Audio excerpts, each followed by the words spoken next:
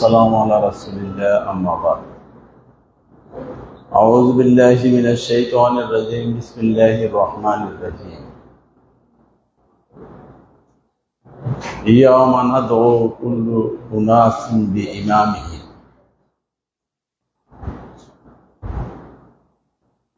আমরা সর্বপ্রথমে আল্লাহর প্রশংসা করি যে আল্লাহ আমাদেরকে আজকের এই সাংগঠনিক প্রোগ্রামে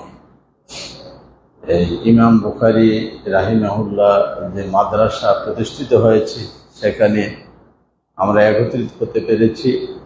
এই জন্য সর্বপ্রথমে আল্লাহর প্রশংসা জ্ঞাপন করি। আমরা সবাই করে নিই আলহামদুলিল্লাহ। তার সাথে সাথে রাসূলের উপরে দুরূদ প্রেরণ করি আমরা সবাই করে নিই সাল্লাল্লাহু আলাইহি ওয়াসাল্লাম। সময় সংক্ষিপ্ত, আমি আপনাদেরকে অতটুকু বলতে চাই, আহলে হাদিস আন্দোলন বাংলাদেশ আহলে হাদিস যুব সংঘ এবং আরও অন্যান্য যে অঙ্গ সংগঠনগুলো আমাদের রয়েছে, তারা একই পথের দিশারি হয়ে কোরআন ও সহিহ সুন্নাহর ভিত্তিতে মানুষের সার্বিক জীবন গড়ে তোলার জন্য সেই প্রচেষ্টা চালিয়ে যাচ্ছে। প্রত্যেকের যে আমাদের যে অঙ্গ সংগঠনগুলো আছে তাদের লক্ষ্য উদ্দেশ্য একই এবং কর্মসূচি একই। অর্থাৎ সোনামণিদের এই কর্মসূচি, আমাদের কর্মসূচি, সব সংগঠনের কর্মসূচি একই। তা আমরা বলবো যে মূলত আমরা এই পৃথিবীতে এসেছি, আজকে আমি ভালো করি আর মন্দ করি যাই করি, কিন্তু একদিন আমি থাকবো না, এটা নিশ্চিত। এটা এই ব্যাপারে কোনো মত পার্থক্য নেই। এই ব্যাপারে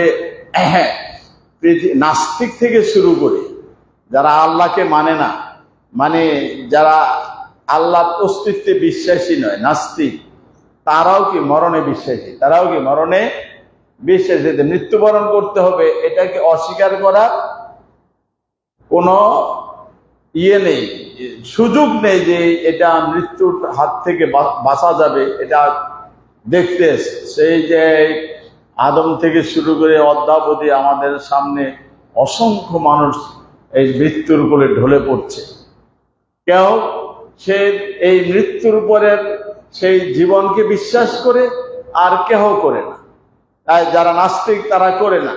আর তাছাড়া মুশরিক যারা আছে, যারা শিরক করে, তারাও পরকালে বিশ্বাস করে। তারাও কি করে? পরকালকে বিশ্বাস করে। তা আমি বলবো, এই যে পরকালে বিশ্বাস করে মুশরিকরা কি আসলে পরকাল, সেই পরকালে কি তারা পরিত্রাণ পাবে, নাজাত পাবে? নাজাত পাবে? পাবে না।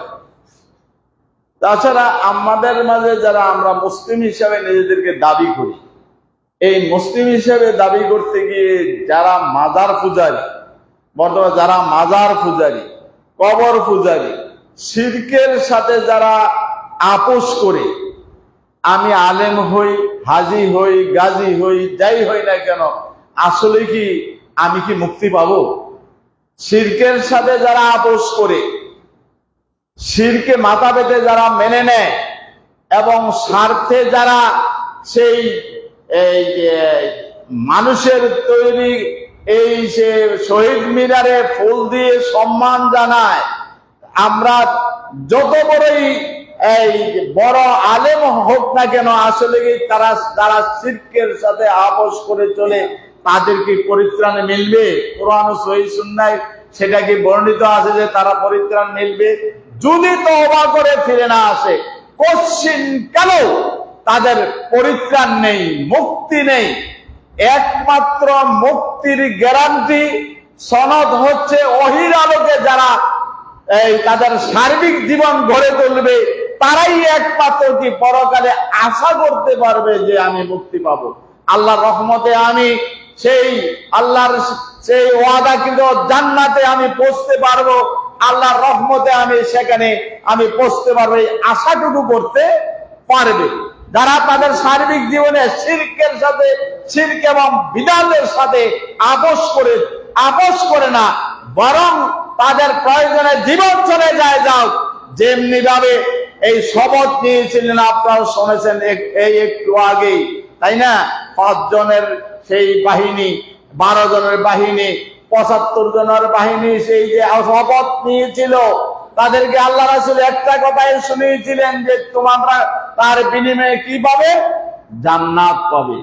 তারা এই জান্নাতের জন্য, সেই জান্নাতের অভিলাষী, তারা তাদের সেই বুকের তরুতাজা রক্ত জমিনে ঢেলে দিয়েছিল এবং তারা তাদের সব কিছুকে হারাম করে দেয়। সর্বূর্ধ্বে সেই দিন প্রচারের কাজকে তারা কি করেছিল?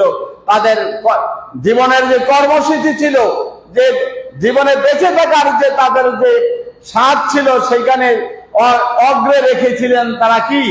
যে ইসলাম প্রচারের কাজ, দাওয়াত ইলাল্লাহ, দাঈ ইলাল্লাহর কাজটা তারা সামনে এনেছিলেন। আসুন আমরা সবাই সেই দাঈ ইলাল্লাহ হয়ে এবং কোরআন ও সহিহ সুন্নাহর আলোকে আমাদের সার্বিক জীবন গড়ে তুলে এবং আমার ব্যক্তিগত জীবন গড়ে তুলে, পারিবারিক জীবন গড়ে তুলে, সামাজিক জীবন গড়ে তোলার প্রচেষ্টা চালিয়ে আমরা সেই আল্লাহর সেই ওয়াদাকৃত জান্নাত অভিলাষী হয়ে আমরা সেই দাওয়াতি কাজে আমরা অগ্রণী ভূমিকা রাখি।